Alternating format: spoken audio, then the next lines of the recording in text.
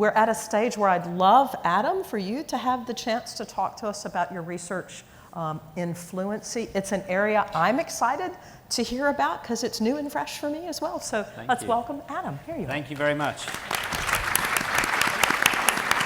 Hi, everyone. So I think a good way to introduce fluency is to think about accents. So you see there are 5 people up here with very different accents. We all sound a little bit different. And the first few words that come out of our mouths, you won't even notice this, but it'll take you a minute just to orient and to work out what you're hearing. You know, the sounds that I make will be slightly different from the sounds that other people will make when I articulate the same words. That's disfluency, that process of orienting, of getting a sense of what exactly you're hearing, what it means. And I can see this. I've actually learned to look out for it. I've been in the US for 15 years, and my accent is a combination of Australian, South African, and now a very tiny dose of American that people only hear when I go home to Australia. But they point it out. They always say, oh, you sound like an American now. And then I come back to the US and people say, that's definitely not true. So you know, your accent, it takes a little while for people to orient. And you can see this when you talk to them if you're foreign, if you're from a different place in particular. And I can always see that process. You can see the cogs turning. So fluency is the opposite of that. Fluency is the experience of cognitive ease.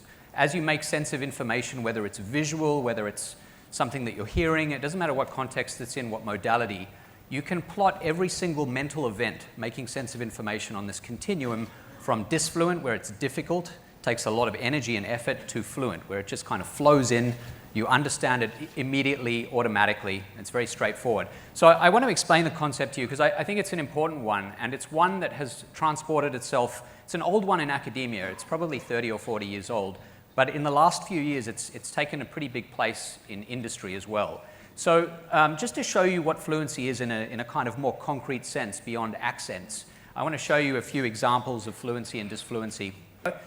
So fluency there you can see is defined in part by font choice. So you've got a fluent font, one that's easy to process, and a disfluent font. So in the context of communicating visually using words, that's obviously one place where fluency matters. You've got fluency in the form of contrast, so between the foreground and the background. That's another way that you can make content more or less fluent. You've got the spacing. So as you make letters closer together, they become slightly less fluent, more difficult to read. All of this is obviously physical. Right? There's something physical about what you're seeing and processing visually. You can also see fluency in other modalities beyond vision. So you can see it in, for example, word choice, linguistic fluency. The same word might be, well, the same idea might be conveyed with a simple word or a more complex word. So use and utilize is a good example. And if you're striving for clarity, as we've heard already, we always have this real issue with limited cognitive capacity. If you can use the word use rather than utilize, that's probably the right way to go. We've been hearing that forever. And then syntax as well, the way you construct a sentence. The cat sat on the mat. The mat was indeed sat on by the cat, but that is not the best way to express that idea, unless the mat is critically important and you really want to focus on the mat, which is not usually the way that sentence works. So syntax matters as well. And one more example is just recency, memory. Something that you did yesterday, if I ask you about something like what you ate for one of your meals yesterday, most people actually really struggle with that task. It's very disfluent. But if I asked you that about a week ago or a month ago, there's a good chance you'd struggle. You may not even find the right answer. But the cogs turning, that is disfluency at play. So in general, the rule of thumb is we should, in business, strive for fluency, strive for things to be as simple and straightforward as possible. I want to show you 5 very quick pieces of research that look at different outcome measures where fluency is supreme, where it's best. So the first one is just looking at things like brand choice. I mean, I think the best example of fluency in the business world is something like the choice of names, the choice of labels, the choice of brands, the choice of logo and identity. As a logo becomes more complex, it seems a little bit harder to understand. It requires more resources to make sense of. There is one exception to this fluency principle, though. If you're a luxury brand, we signal luxury by disfluency. It's one of the ways that luxury is distinguished from everyday branding. So let me just get to those 5 outcomes. This is based largely on some of my own research, but on some research that other people have done as well. One question is whether fluency makes something seem more valuable. This is something I was interested in a few years ago. So we asked people to estimate how much they could buy of these fairly inexpensive things on the left using different kinds of currency. So some of them saw a form of currency that was very fluent or familiar to them. Some saw a form of currency that was much less so. This Jefferson $2 bill has a kind of cult position among people who care about money in the US. It turns out that the $2 bill, how many of you have seen this before? So some hands, but not all of them. This is real, it's legal tender.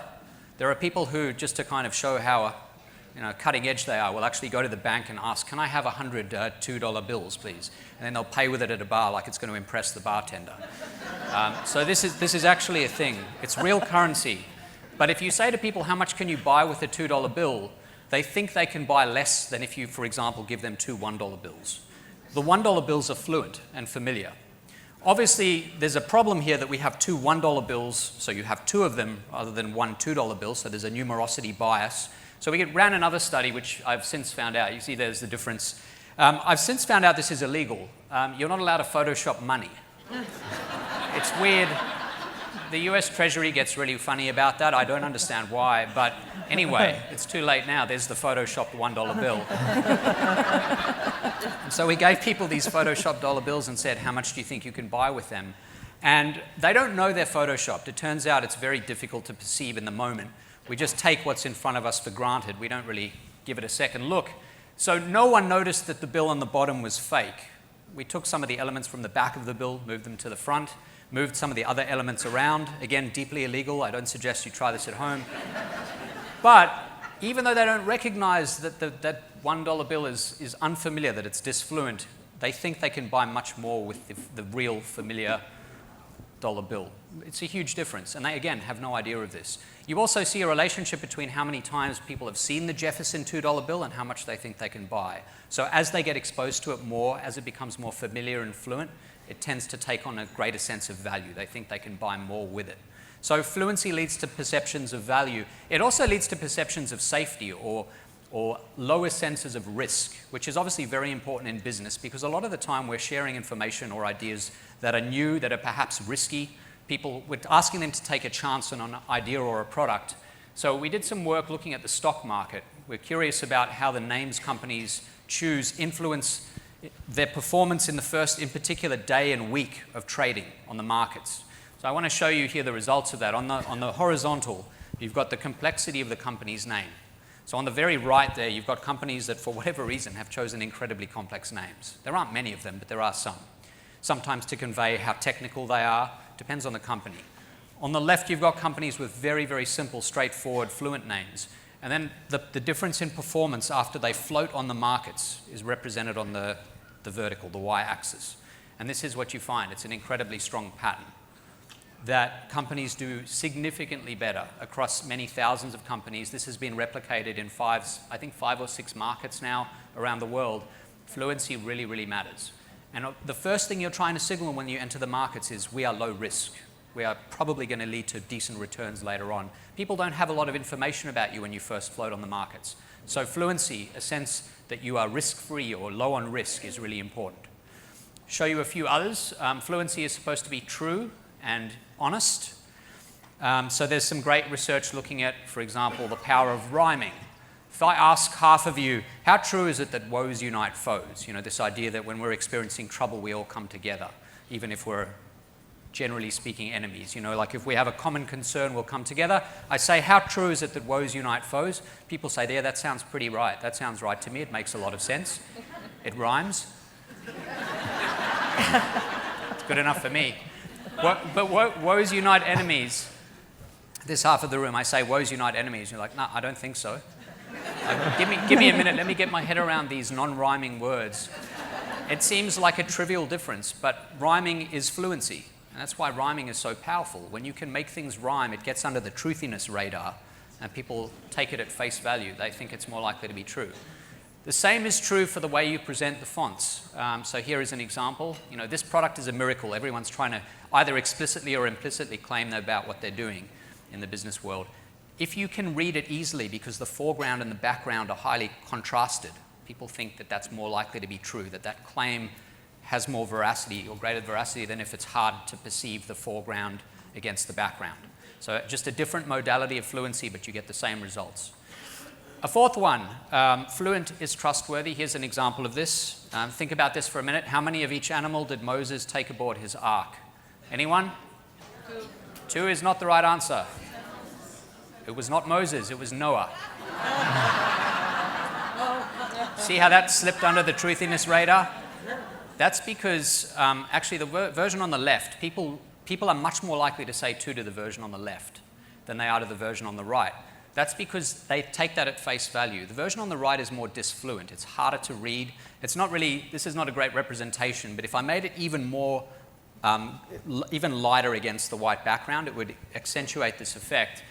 So what you see is that 88% of people make this error. When it's presented in a fluent font, they take it at face value, but they're much more critical. They ask more questions before they answer when it's presented disfluently with the font that's harder to read. Another example was Joshua swallowed by a fish or a whale. It wasn't Joshua, it was Jonah, if you know your Bible. And again, 47% of people make this error. When they see the fluent font, they just take it at face value, whereas they're more critical when they see the disfluent font. And the last one, fluent is more likable. There's a lot of research on this. In fact, most of the early fluency research was about the relationship between ease and likability. This face that you see here, and you're going to see it 5 times, this is AI generated. It's generated by machine learning. It doesn't actually exist. There is no human in the world that looks exactly like this person. There's a lot of evidence. One of the earliest biases is this idea that the more times you see a person or a face, the more you tend to like that person. One of the explanations for this is, if you think about evolutionary history, if you encountered someone, if you got to the 5th encounter, it meant they hadn't tried to kill you yet, which was useful in general. And so you developed a sense that, oh, this person, I've seen that face 5 times, I'm still here, we're all good. And so you develop a liking over time for people or things that you see more often. So fluency develops a kind of likability, and so your response becomes increasingly more positive, even all else being equal. You don't need any other factor except repeated exposure to lead to this effect. So those are just some of the forms of fluency that I've shared with you. And just a little checklist that I think is useful. This is very incomplete because I do a lot of work with companies and we do much more than just this. But you can see some of the things that are worth considering. One of the things I do with some organizations is a fluency audit, where you try to find those friction points, those disfluency points, and sand them down.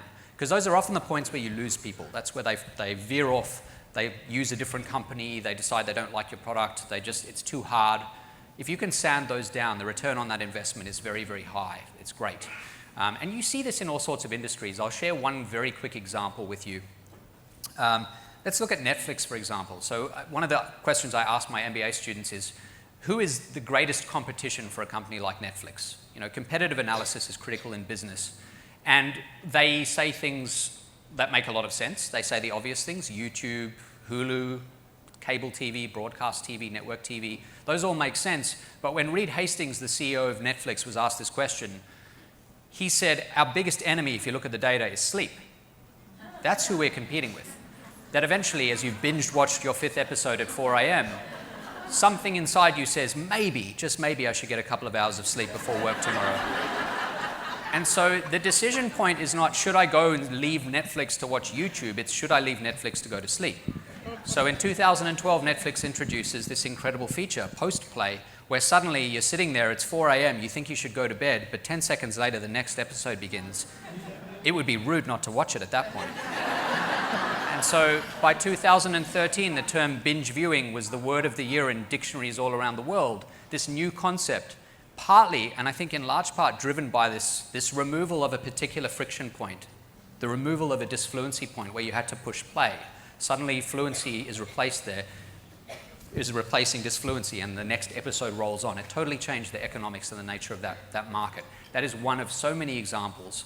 And I think I'll leave it there with that fluency checklist. So again, thank you so much to all of you for spending your time with us, and I really appreciate it.